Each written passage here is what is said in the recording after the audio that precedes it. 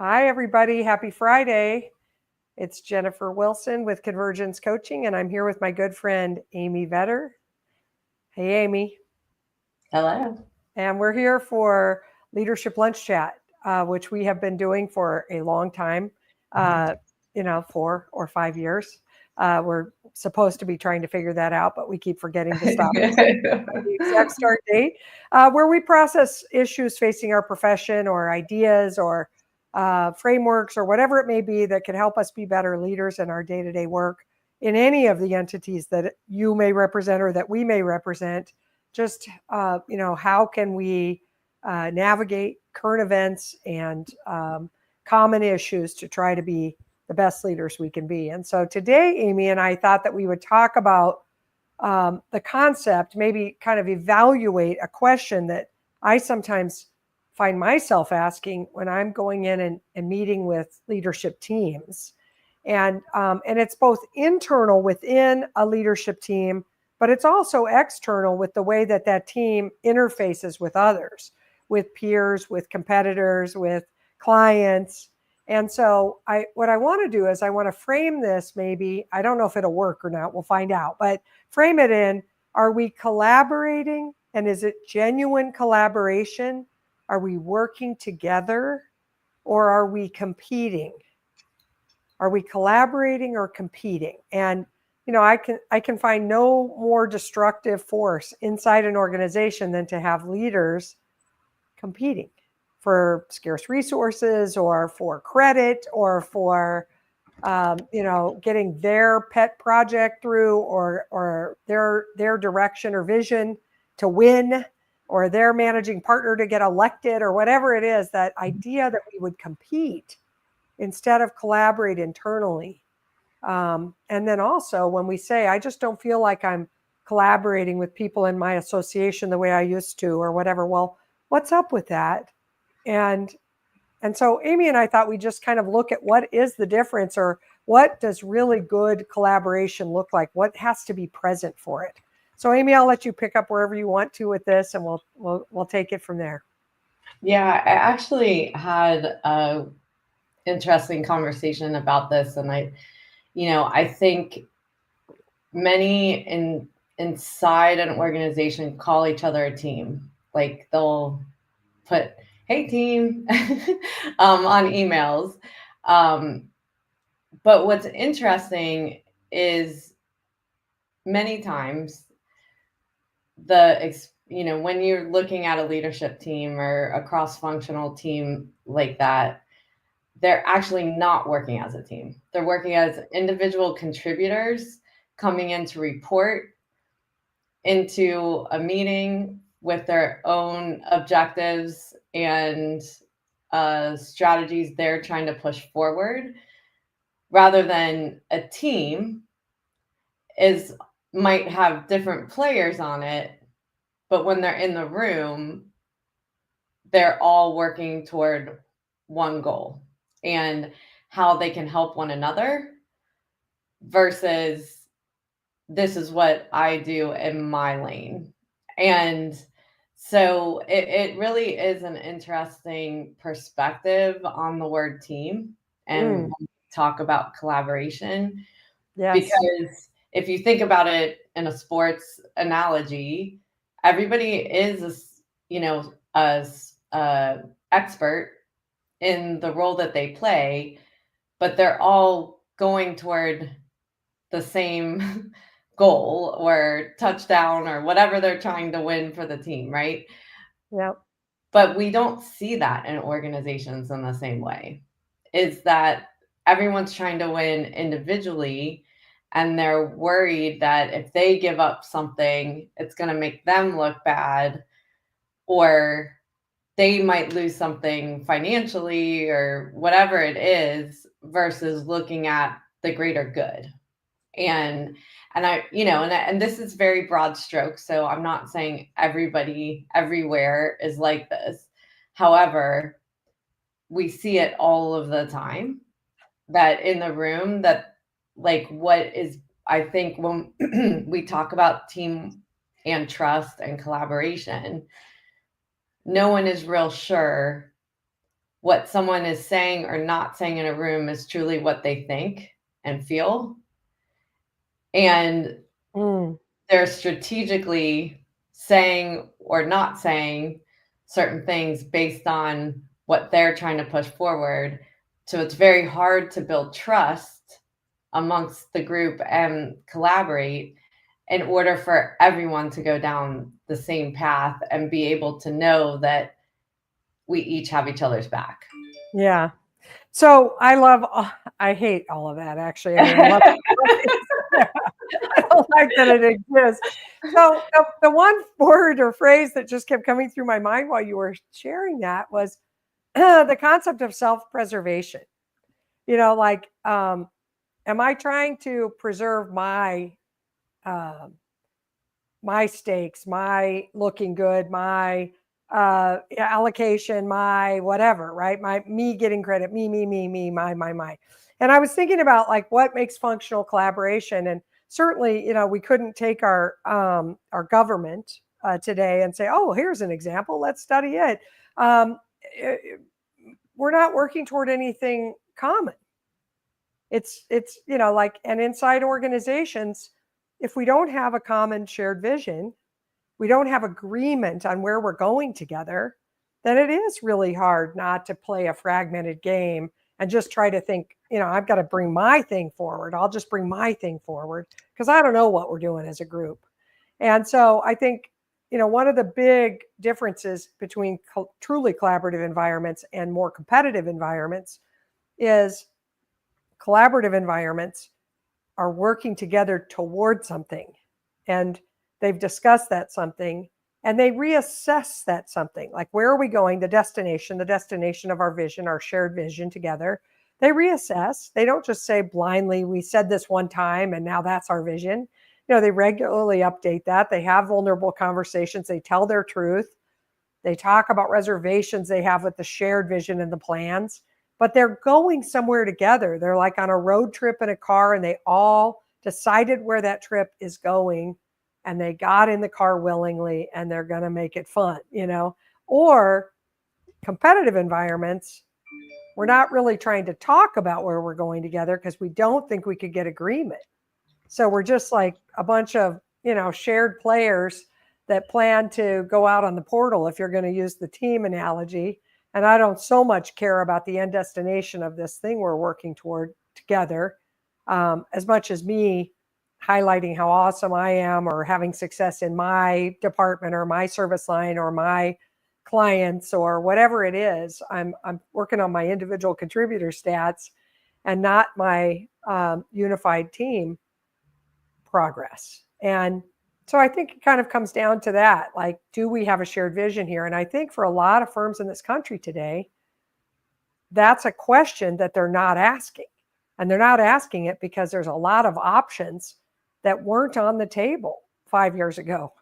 A lot of sort of murky choices that they're afraid to engage with their peers on because they don't know what their peers are going to want to do or think. And they're scared of the outcome. But meanwhile, it creates this kind of fragmented, almost inauthentic team, where we're not all rowing in the same direction.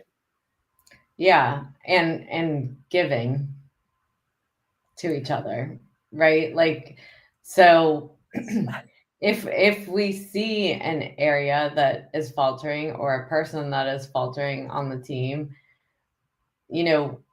that is how we build trust on a team, is that we're reaching out to see how we can help, right? But if instead we're all talking about the person that they're failing and flailing, and waiting, for that, we're not acting as a team, and we're not acting as one unified front.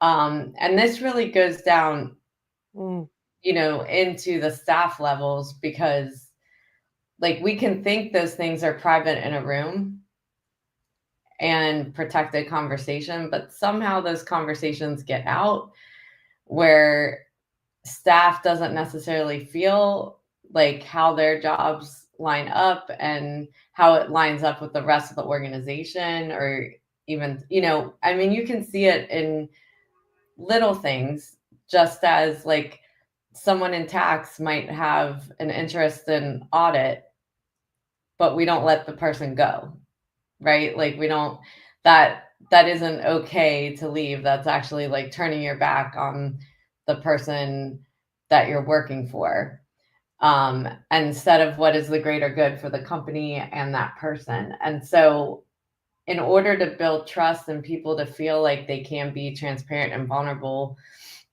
of the things that they want and need, and even if it is uh, everybody has different goals based on where they're at in the organization, that if we're not open about it and working together on it, then it is a combative situation where no one trusts each other, right? And so it is very different generationally based on if I'm about to retire versus if I'm earlier in my career and I've got, runway on my career, what I want for my career or what I want for my retirement. And those conversations have to be vulnerable and transparent so that you can build trust and come to a common ground on it, so it doesn't feel like the rug's being pulled out from under you, or there's people having conversations in private rooms that are of the same mind and strategizing of how to keep one way or the other. And I think people are too afraid to have the hard conversations, but that is what builds trust, is when we always are going to feel closer by communicating and by being transparent and vulnerable, finding a way that we can do it that isn't going to throw a grenade in the room or be forceful or put down someone for their feelings or ideas. So that's got to be facilitated. But in order for anyone to trust each other, they have to know what your motivations are. Big time. Yeah. Palms up, vulnerable honesty, self-honesty first, and then honesty in the room. Right. And you're right. I have to pick the room. I can't just blow up a meeting that doesn't have the right people in it. But if we're partners together and we're trying to figure out how to run this organization better or what direction we want to take it going forward, and I know a lot of partner groups are having that conversation, manipulating in the back room and having hallway conversation and then not being straight, not being vulnerable about what you want and not who you represent, what you feel and want, like that real self-honesty, but then expression of honest motivations, selfish interest.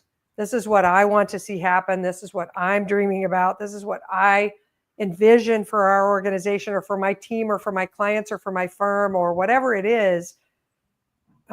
Building an environment where people can say that and know that they won't get, made wrong for it. They won't get laughed out of the room. It doesn't mean we're going to do what everybody expresses they'd like to see happen, but it does mean that we'll at least really hear what people want.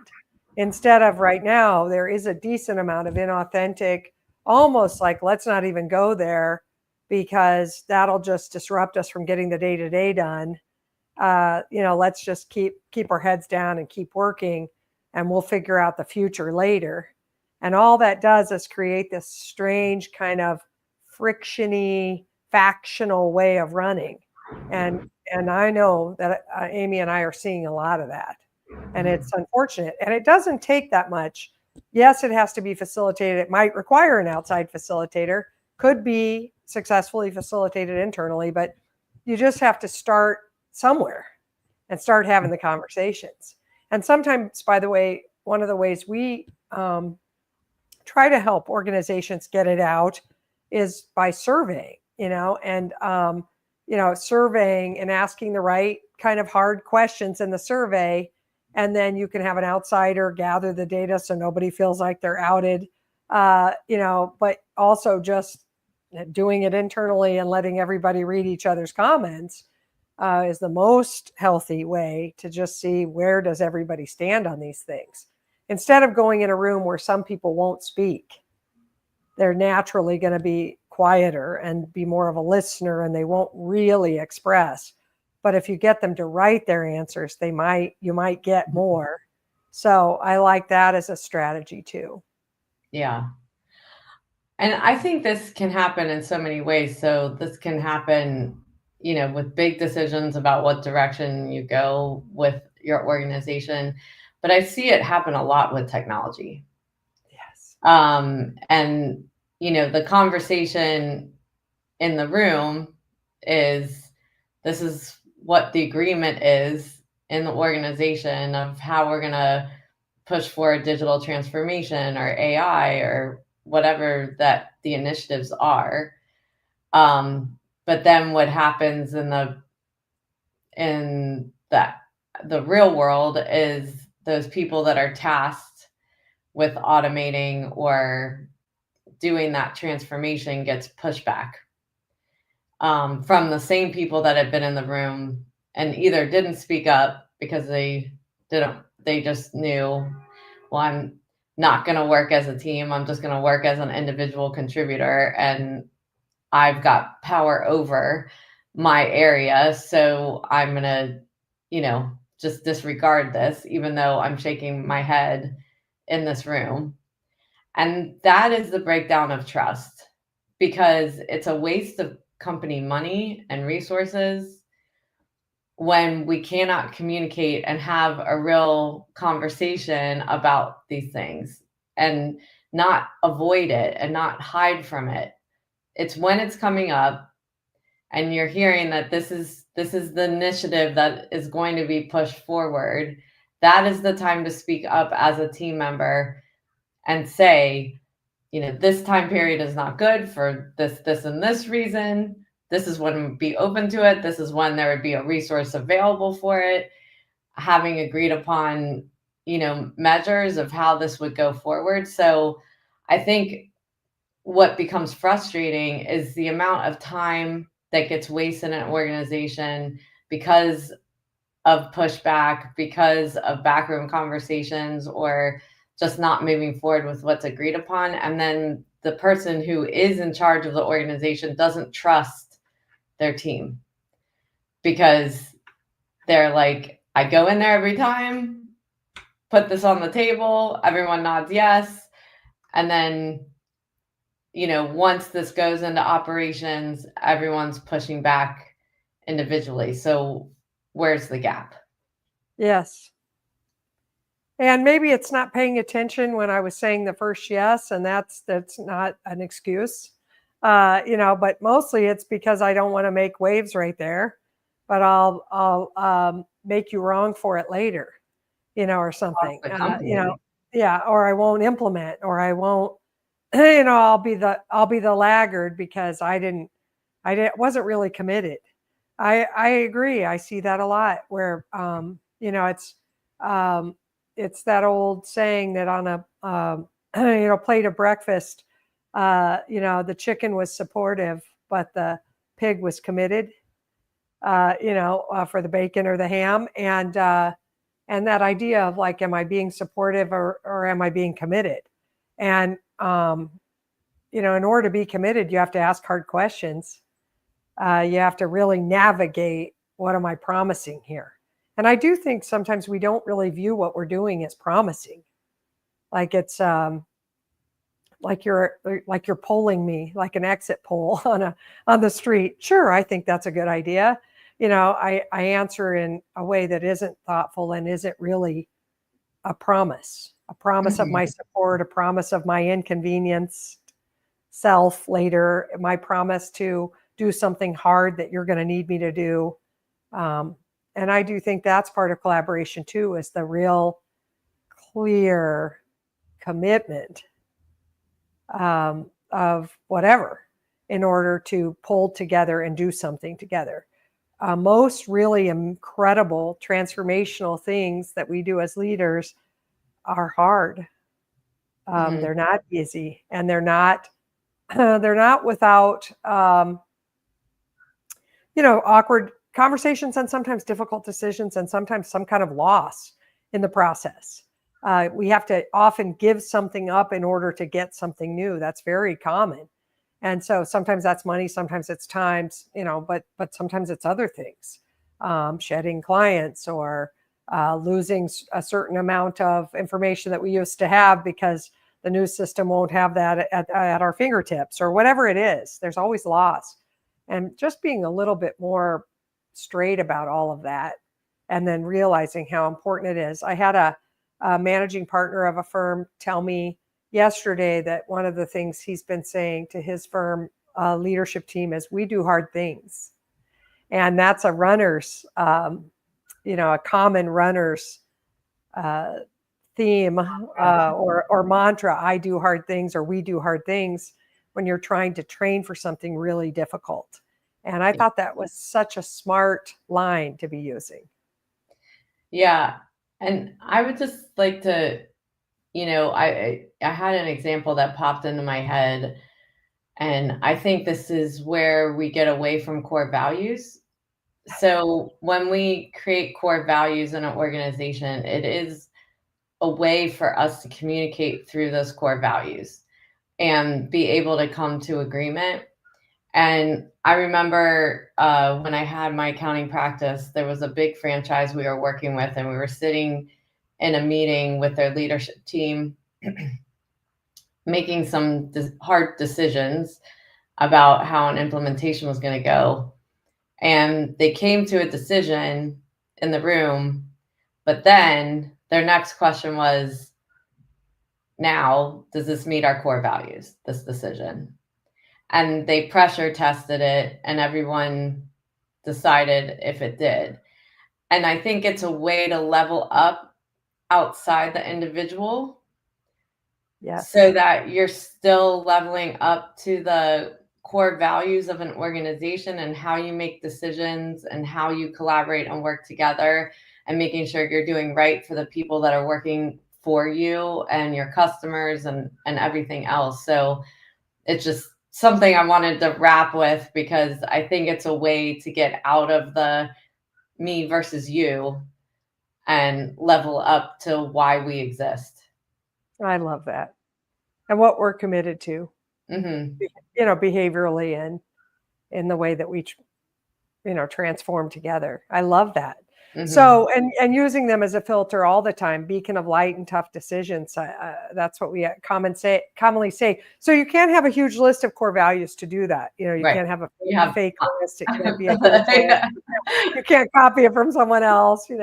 It has to. I was thinking about one of our core values, which is authenticity, and how crucial it is sometimes for us as a filter for us when we're deciding about taking a position or something like that. It's very helpful for us to hold that one up and say, what's the authentic thing to do here? What's true to us, true to self. So anyway, love it, Amy. And I always love processing the challenges that we face as leaders with you. So thank you for that. And thanks for all of the people who tuned in. We had a good, solid live audience with us today. And we would love any thoughts you have on this subject, but any other leadership issues you want us to process. I don't know if we're on next week. I didn't look, Caroline. If Caroline says yes, we are on next week. So we will see you all next Friday at 12 Eastern. And until then, stay in touch on social media or otherwise. Take care, everybody.